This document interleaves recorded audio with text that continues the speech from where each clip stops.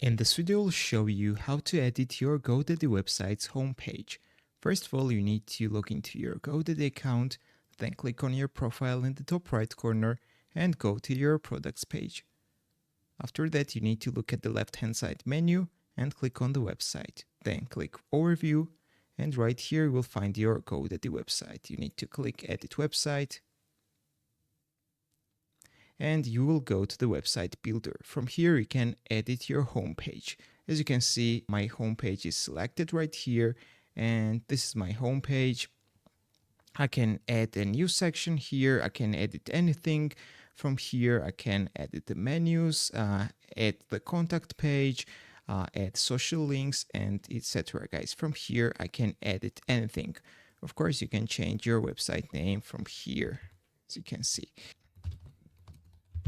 After you will edit something, you need to click on done right here, and then don't forget to click the publish at the top of the page. So that's all. If this video was helpful for you, don't forget to click the like buttons and don't forget to subscribe.